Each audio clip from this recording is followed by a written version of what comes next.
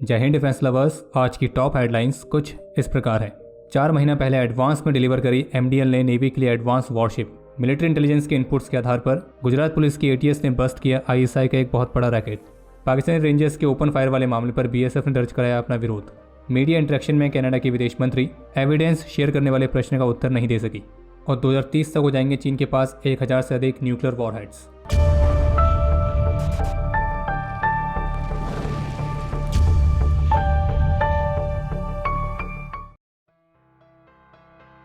आज 20 अक्टूबर को Mazagon dock ship builders limited यानी कि एमडीएल द्वारा प्रोजेक्ट 15B के तहत बनाई गई तीसरी stealth guided missile destroyer Imphal Indian navy को हैंडओवर कर दी गई है। और एमडीएल ने इस डिस्ट्रॉयर को इसके निर्धारित समय से 4 महीना पहले ही इंडियन नेवी को डिलीवर किया है।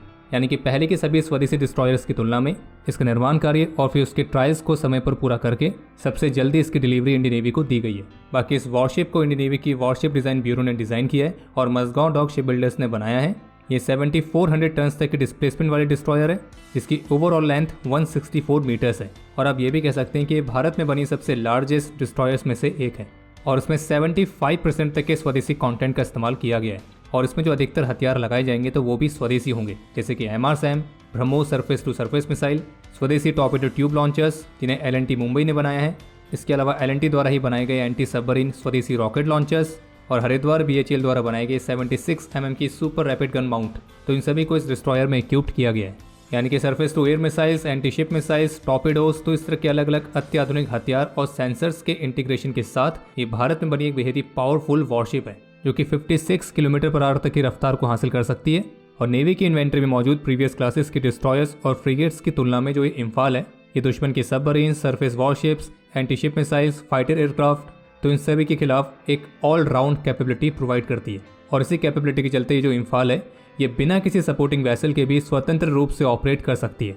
और इतना ही नहीं बल्कि नेवल टास्क फोर्स के लिए ये फ्लैगशिप की तरह भी फंक्शन कर सकती है। इस वॉरशिप में 312 पर्सन्स के क्रू के एकोमोडेशन की फैसिलिटी है। इसके एंड्योरेंस 400 नॉटिकल माइल्स का है जो कि टिपिकल 42 डेज के मिशंस को परफॉर्म करने में सक्षम है। इसके अलावा इसकी रीच को बढ़ाने के लिए इसमें 2 हेलीकॉप्टर्स को भी ऑनबोर्ड किया गया है और इसमें सोफिस्टिकेटेड डिजिटल नेटवर्क्स के साथ बहुत ही हाई लेवल का ऑटोमेशन इस्तेमाल किया गया है। और बाकी combat management system, automatic power management system, integrated platform management system, तो ये सभी इसका हिस्सा है। लेटेस्ट मीडिया रिपोर्ट्स के मुताबिक गुजरात पुलिस की एटीएस ने मिलिट्री इंटेलिजेंस से मिले कुछ स्पेसिफिक इनपुट्स के आधार पर तारापुर टाउन में पाकिस्तान की आईएसआई द्वारा रन किए जा रहे एक जासूसी नेटवर्क को बस्ट किया जो कि देश भर के आर्मी पब्लिक स्कूलों में नामांकित बच्चों के साथ डिफेंस पर्सनल को टारगेट कर रहा था। और इस दौरान आईएसआई के लिए काम करने वाले एक 53 वर्षीय व्यक्ति को गिरफ्तार भी किया गया। और इस मामले पर द प्रिंट की तरफ से जो रिपोर्ट जारी की गई है तो उस रिपोर्ट में सोर्सेज के हवाले से बताया गया है कि इस रैकेट का जो हिस्सा थे तो उन्होंने डिफेंस पर्सनल की वेबसाइट की खामियों का फायदा उठाया। और ये वो वेबसाइट थी जिसका इस्तेमाल डिफेंस पर्सनल स्कूल के बच्चों की फीस पे करने के लिए करते थे। और फिर इस वर्ष जुलाई में मिलिट्री इंटेलिजेंस के ऑफिशियल्स ने पाकिस्तानी इंटेलिजेंस ऑपरेटिव के द्वारा चलाए जाने वाले एक कैंपेन का पता लगाया जिसमें एक व्हाट्सएप नंबर का इस्तेमाल करके डिफेंस पर्सनल के एंड्रॉयड डिवाइसेस को कॉम्प्रोमाइज़ करने के लिए उन्हें उनके डिवाइस पर एक खास तरह के एप्लीकेशन को इंस्टॉल करने के लिए कहा गया था। और ये भी कहा गया कि इस कैंपेन में खास करके उन डिफेंस पर्सनल को टारगेट करने की कोशिश की गई है जिनके बच्चे देश भर के अलग अलग आर्मी स्कूल्स में पढ़ाई कर रहे हैं। और डिफेंस पर्सनल को हर घर तिरंगा नाम के कैंपेन के अंडर ही उस मैलिशियस एंड्रॉयड एप्लीकेशन को इंस्टॉल करने के लिए कहा गया था। और जिस व्हाट्सएप नंबर से सारे इंस्ट्रक्शंस दिए जा रहे थे तो वो जो नंबर था वो अपने आप को आर्मी पब्लिक स्कूल के ऑफिशियल की तरह दिखा रहा था और फिर वो अपने टारगेट्स को व्हाट्सएप में टेक्स्ट मैसेज के माध्यम से मैलिशियस एप्लीकेशंस की लिंक भेज रहा था। और उन्हें यह कहा गया कि इस लिंक को क्लिक करके एप्लीकेशन को इंस्टॉल करो और इस कंपटीशन में पार्टिसिपेट करने के लिए ट्राई कलर के साथ अपने बच्चों की फोटोज अपलोड करो।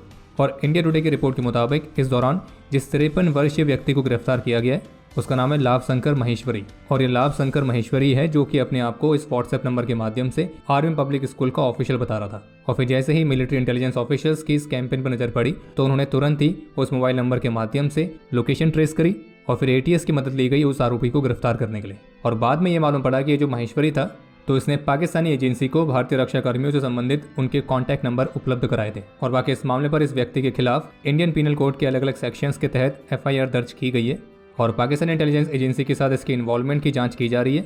और इंटेरोगेशन के दौरान ये भी सामने आया है कि ये महेश्वरी ओरिजिनली एक पाकिस्तानी हिंदू है जो कि 1999 में अपनी वाइफ के साथ भारत आया था और ये तारापुर में अपने इन-लॉज के घर में रह रहा था और उसने लॉन्ग टर्म इंडियन वीज़ा के लिए अप्लाई किया था और फिर 2006 में इसे भारतीय नागरिकता भी मिल गई थी। और फिर जब महेश्वरी ने पिछले वर्ष पाकिस्तान में अपने पेरेंट्स के घर विजिट किया तो उसी विजिट के दौरान ये पाकिस्तान की इंटेलिजेंस एजेंसी के कांटेक्ट में आया था। ऑफिशियल्स की तरफ से कहा गया कि अभी हाल ही में जो आरएसपुरा सेक्टर में भारत पाकिस्तान अंतर्राष्ट्रीय सीमा के साथ पाकिस्तानी रेंजर्स द्वारा सीज फायर का उल्लंघन किया गया था और इस दौरान उनकी तरफ से की गई ओपन फायरिंग में बीएसएफ के 2 जवान घायल हुए थे।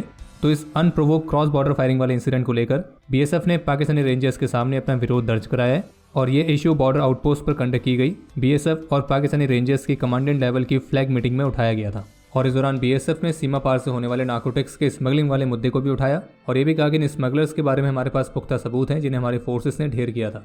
हालांकि वो बात अलग है कि पाकिस्तानी रेंजर्स ने स्मगलिंग वाले मामले पर अपने इन्वॉल्वमेंट से इनकार किया है और इसलिए हम आपको कहते हैं कि लातों के भूत कभी भी बातों से नहीं मानते हैं। और बाकी आगे बढ़ने से पहले आपको बता दें कि हमारी सारी ई मैगजीन्स पर फेस्टिव ऑफर चल रहा है और आप PKMKB कूपन कोड का इस्तेमाल करके स्पेशल डिस्काउंट प्राप्त कर सकते हैं, फिर चाहे वो फ्रंटलाइन हो, एस्पिरेंट फ्रंटलाइन हो या फिर डिफेंस 360 रिवाइंड। और हमारी ई मैगजीन्स हमारी ऑफिशियल वेबसाइट और हमारी मोबाइल एप्लीकेशन दोनों ही जगह पर उपलब्ध है। बस अगर आप इसे मोबाइल एप्लीकेशन के थ्रू बाय करते हैं तो वहाँ पे आपको एक स्पेशल डिस्काउंट मिलता है और वेबसाइट और मोबाइल एप्लीकेशन दोनों का लिंक वीडियो के डिस्क्रिप्शन में दिया गया है। कनाडा के विदेश मंत्री की तरफ से एक मीडिया इंटरेक्शन के दौरान ये कहा गया कि भारत की डिमांड पर वे भारत से अपने 41 डिप्लोमेट्स को वापस ले रहे हैं, लेकिन उन्होंने भारत की इस कार्रवाई को एक तरफा और उकसाने वाला बताया और ये भी कहा कि भारत की इस तरह की कार्रवाई अंतर्राष्ट्रीय नियम आधारित आदेश के खिलाफ है। और जबकि इंटरेस्टिंग बात यह है कि इसी मीडिया इंटरेक्शन के दौरान जब उनसे ये प्रश्न पूछा गया कि निज्जर की किलिंग को लेकर जो कनाडा ने भारत पर आरोप लगाए थे कि इसके पीछे भारत का हाथ है, तो इस मामले पर क्या कनाडा ने अभी तक भारत के साथ कोई भी एविडेंस शेयर किया है या नहीं, तो आपको बता दें कि कनाडा के विदेश मंत्री इसका कोई भी उत्तर नहीं दे सकी हैं, क्योंकि उत्तर तो तब होगा ना जब कोई एविडेंस होगा और एविडेंस भी तब होगा जब भारत की इसमें इन्वॉल्वमेंट होगी। अब कोई अज्ञात बंदूकधारी वहाँ किसी को कुछ कर जा रहा है तो अभी थोड़े ना कह सकते हो कि वो अज्ञात बंदूकधारी भारत का है। अब उन्होंने किसी एविडेंस के शेयर करने वाली बात तो नहीं कही, बस ये जरूर कहा कि भारत के ऑफिशियल्स इस पूरे मामले के क्रेडिबल एलिगेशंस के बारे में अवेयर थे। क्रेडिबल एलिगेशंस जिसे हिंदी में कहते हैं विश्वसनीय आरोप, और बिना किसी पुख्ता सबूत के कोई भी आरोप विश्वसनीय कैसे हो सकता है। और इनके ये क्रेडिबल एलिगेशंस वाली बात बिल्कुल वैसे ही है जैसे कि पाकिस्तान की 2 बंदे वाले दावे। याद है ना 2 बंदे? जिसको याद है कमेंट सेक्शन में लिख के बताओ। और जो कनाडा के विदेश मंत्री ने यह कहा कि भारत ने जो 41 कैनेडियन डिप्लोमेट्स को विड्रॉ करने के आदेश दिए तो वो एक तरफा और उकसाने वाली कार्रवाई थी और ये इंटरनेशनल रूल बेस्ड ऑर्डर के खिलाफ थी। तो इसका उत्तर भारत ने दे दिया है, जिसमें भारत के विदेश मंत्रालय की तरफ से कहा गया है कि नई दिल्ली और ओटावा में आपसी राजनीतिक उपस्थिति में समानता की मांग करते हुए भारत में किसी भी अंतर्राष्ट्रीय मानदंडों का उल्लंघन नहीं किया गया और इसलिए भारत ने कैनेडियन विदेश मंत्री की स्टेटमेंट को खारिज किया। और आपको ये भी बता दें कि भारतीय विदेश मंत्रालय ने इस बात को क्लियर भी किया है कि आखिर क्यों कनाडा के विदेश मंत्री के जो ये आरोप लगाया गया है वो गलत क्यों है। तो विदेश मंत्रालय ने अपने बयान में ये कहा है कि समानता को लागू करने में हमारे कार्य पूरी तरह से राजनीतिक संबंधों पर वियना कन्वेंशन के आर्टिकल 11.1 के अनुरूप है। और आसान शब्दों में आप बस ये समझ लीजिए कि अब हो ये रहा है कि कनाडा ने भारत पर आरोप तो लगा दिए, अब उसने किसी के प्रेशर पर लगाया, खुद ही उसका मन हुआ ऐसा करने का, तो वो तो वही जानता है, लेकिन अब ये आरोप लगा के वो खुद फंस चुका है क्योंकि इस आरोप के कनाडा के पास कोई पुख्ता सबूत तो है नहीं जो वो भारत के सामने पेश कर सके, क्योंकि अगर ऐसे कोई सबूत होते तो वो बहुत पहले ही भारत के साथ साझा कर दिए गए होते। और अब भारत जो डिप्लोमेट वाले मामले पर कार्रवाई कर रहा है तो वो पूरी तरह से इंटरनेशनल ऑर्डर के तहत है। और भारत ने कनाडा को यही तो कहा है कि भारत में जो आपके डिप्लोमेट्स की संख्या ज़्यादा है तो उसे कम करें और दोनों तरफ समानता लाएं, और भारत का ये एक्शन किसी भी चीज़ का उल्लंघन नहीं करता है। अभी हाल ही में एक एक्सरसाइज के हिस्से के तौर पर इंडियन आर्मी की बोगरा ब्रिगेड ने डेजर्ट एरियाज में इंजीनियरिंग सपोर्ट के इफेक्टिव वैलिडेशन को कंडक्ट किया था और इस दौरान नाइट कंडीशंस में बेहद ही प्रिसाइज तरीके से T-90 टैंक्स के इंजन रिप्लेसमेंट प्रोसेस को एग्जीक्यूट किया गया, जो कि आर्मी के कॉम्बैट रेडीनेस और आर्मी इंजीनियर्स की प्रोफेशनल स्किल्स को दर्शाते हैं। इसके अलावा एक अपडेट यह है कि ईस्टर्न एयर कमांड के हेडक्वार्टर में कंडक्ट की गई tri service table top exercise जिसका नाम है प्रयोग 2023।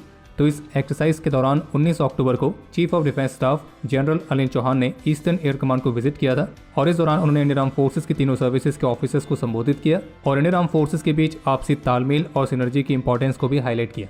और बाकी आज नई दिल्ली में हाइब्रिड मोड में आयोजित की गई 2023 की आर्मी कमांडर्स कॉन्फ्रेंस के दूसरे एडिशन का भी समापन हो चुका है और इस कॉन्फ्रेंस के दौरान जियो स्ट्रेटेजिक इश्यूज जैसे कि रशिया यूक्रेन कॉन्फ्लिक्ट और इसराइल हमास कॉन्फ्लिक्ट, तो इन सभी को डिस्कस किया गया है ताकि इन कॉन्फ्लिक्ट से हम जरूरी सबक ले सकें और अपने आप को किसी भी अनएक्सपेक्टेड सिचुएशन के लिए तैयार रखें। और इस दौरान मुख्य रूप से इंडियन आर्मी को फ्यूचर रेडी बनाने वाले रास्तों पर बात की गई है। बाकी इसके अलावा इसराइल के मिलिट्री की तरफ से हमास के महत्वपूर्ण टारगेट्स पर स्ट्राइक्स कंटिन्यू हैं और इसी बीच इसराइल के रक्षा मंत्री ने हमास को पूरी तरह से साफ करने वाले अपने 3 फेज प्लान को रिवील किया है। बाकी इसके अलावा एक अपडेट यह है जिसमें पेंटागन ऑफिशियल्स की तरफ से ये कहा गया कि चीन के पास अभी वर्तमान समय में 500 से अधिक ऑपरेशनल न्यूक्लियर वॉरहेड्स हैं और 2030 तक इनकी संख्या 1000 से अधिक होने की संभावना है। और ये बात पेंटागन ने अपने एनुअल रिपोर्ट में रिवील करी है।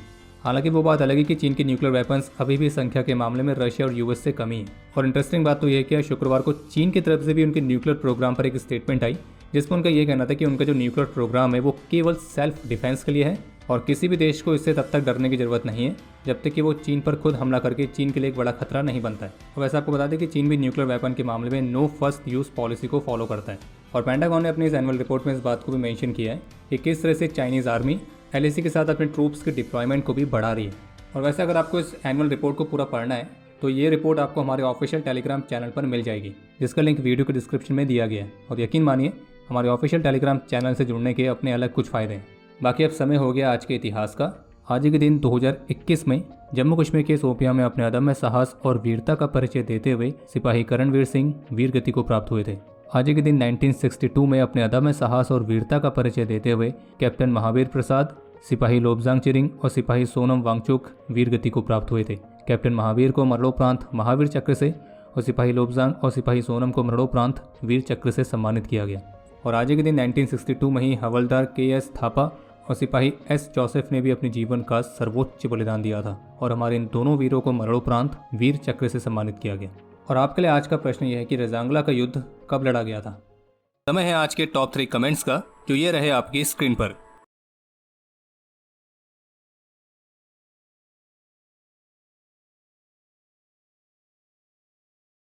तो हमारे आज के इस एपिसोड के लिए इतना ही। उम्मीद है आपको एपिसोड पसंद आया होगा।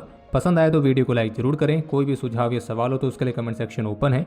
और squadin.in पर जाकर नए डिज़ाइंस को चेकआउट करना ना भूलें। और स्पेशल डिस्काउंट का स्पेशल कूपन कोड है PKMKB, तो उसका इस्तेमाल जरूर करें। और बाकी अगर आप चैनल पर पहली बार आए हैं तो सब्सक्राइब जरूर करें। हम जल्दी मिलेंगे नए एपिसोड के साथ। तब तक के लिए जय हिंद, जय भारत।